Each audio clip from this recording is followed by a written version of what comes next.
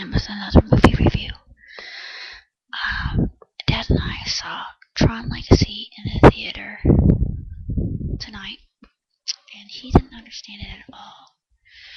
You have had to have seen the original to make any sense out of this sequel. I'm not going to give anything away because if I do, it's going to ruin the entire plot of the film. But it starts off very, very slow. And the writing is really shoddy and just lame. It almost reminds me of the writing that they've done for Chuck, which I've lost interest in a long time ago. That's the only thing that's comparable. Actually, I think that the writing in Chuck is a little bit better than this. I mean, it was just cringeworthy in some of the dialogue, but beyond that, I thought that the film was absolutely spectacular. Once Sam Flynn's son is digitized into the grid, it becomes very interesting. It becomes extremely fast-paced, and you really have to pay attention to everything that is occurring. And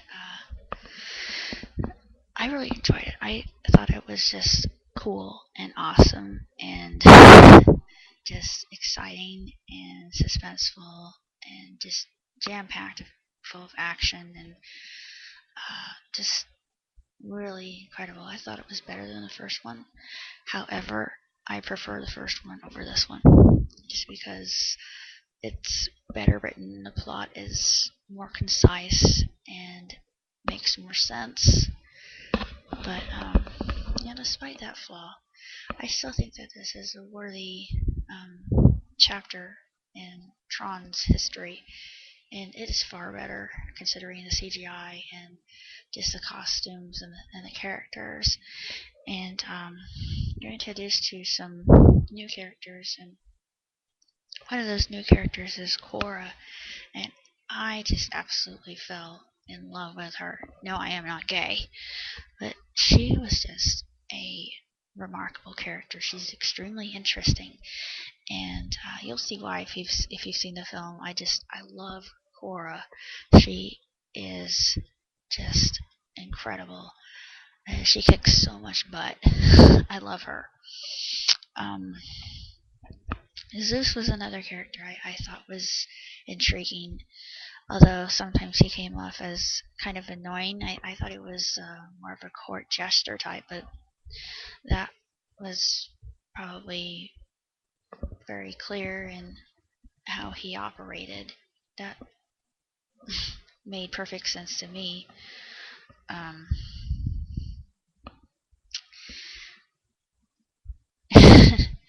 But he kind of irritated me. He sort of annoyed me. But beyond that, I liked him. But he oddly enough, he reminded me of Ziggy Stardust. David Bowie. And I thought, that's strange. Well, maybe that's what they were trying to do. The soundtrack was done by Daft Punk. Yes, awesome.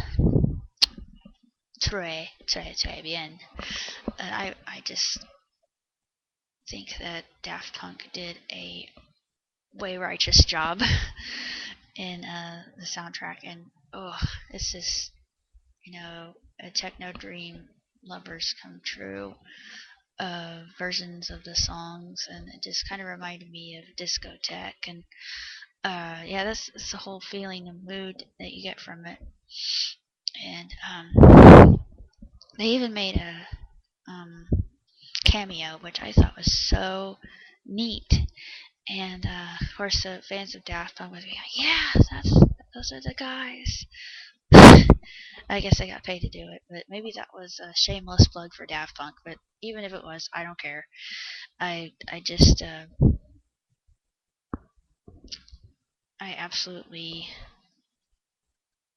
love. I'm enamored with Daft Punk. Let me just put it that way. I haven't heard anything from them since now, and I'm glad to say that they are far from dead, and they are still making outstanding techno jams. I noticed that in the film there were a lot of religious symbolisms, lines. There was mention of Zen, and I think that there was a star, an 8-pointed star.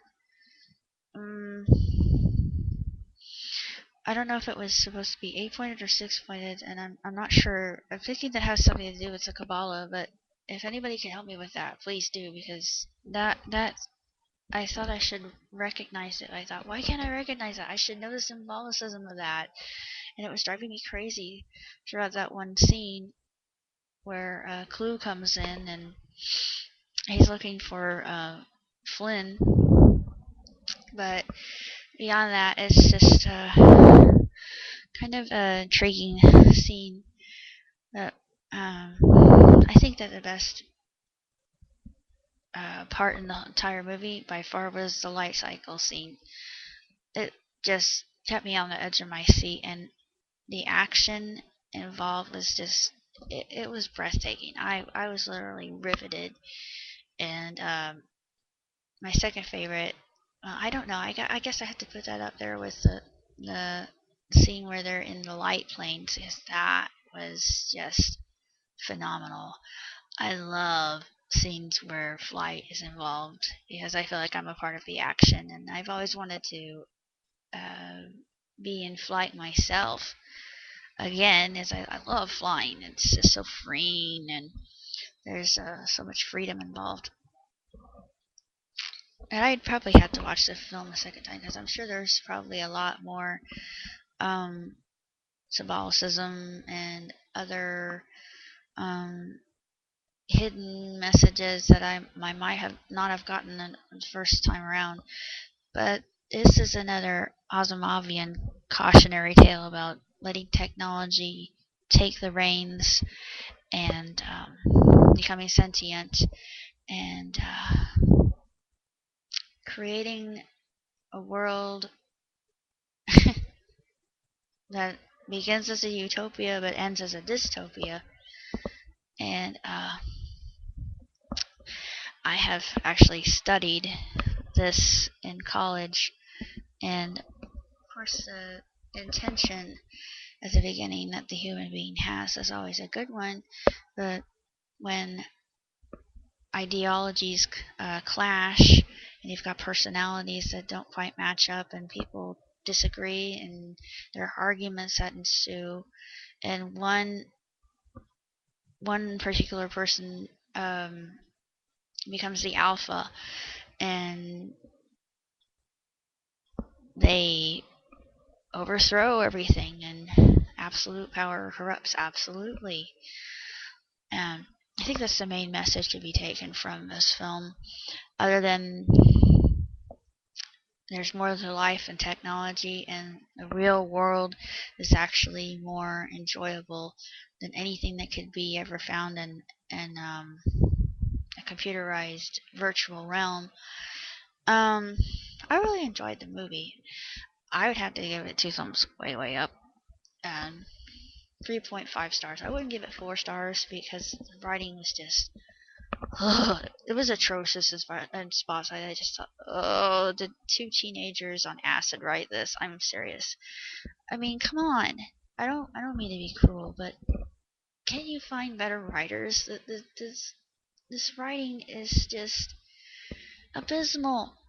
You could have more intelligent dialogue. I mean, come on. For Christ's sakes. These are programs that are talking. They should use more logical language and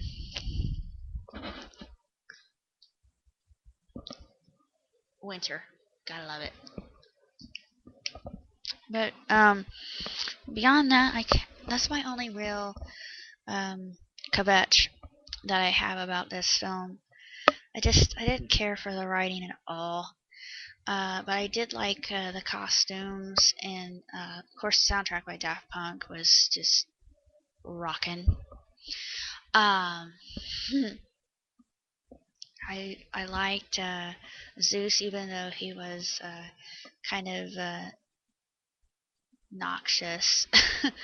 I loved Cora. Clue came out to be very intimidating, as a villain should, and I won't give you any. I won't give you any way plot points about Clue, because if I do, I'll ruin it, and I'm zip. If I do that, I will give you a huge spoiler, and I'm not the one to come to for that. Uh, and Tron is corrupted, but I will not say how. That was just a mini spoiler. I know I said I wouldn't give away any spoilers, but that's the only one I'm gonna give you. But if you're going to see it, I would definitely watch the first, because this second one is not going to make any sense in sequence whatsoever. If you're a fan of the original, then yeah, I would definitely check it out, because it's well worth your time. It's really just as my Eastender friend would say, pucker. It's pucker, mate. Yeah, it's really just incredible. I mean, it's the CGI is just jaw-droppingly astonishing. I was just knocked out of the water by it. I can't go into enough detail about that, but I enjoyed it. I thought it was a spectacular film and well worth a watch, and had some very good philosophical um, meat to it that I think could be discussed in depth. And I liked all the religious context to it, and I thought a lot could be learned from it. And it's just it's a terrific film. It's not perfect, but you know it's probably the best sci-fi film you'll see all year, and it might get best graphics or best costume. I'm not sure. There was another character I liked. She was I didn't know the name of this one, but she was dressed in white and she had white hair, and I never caught her name. But I liked her too. She was kind of I would consider her like a guardian angel in a way, and that's sort of a strange way to think of a guardian angel, but she was. If anybody can figure out what her name was, please tell me, because I thought that she was really um, interesting. And though she didn't have a lot of speaking lines, I thought she was a really uh, spiffy character. So that's all I have to say about Tron Legacy. So I would definitely recommend it if you're a fan of the original. But if you don't like modern retellings, then I would definitely just steer clear of it, because you're not going to be happy with it at all. If you haven't seen the first Tron, I think you would still enjoy it, but it takes more meaning when you have actually seen the original.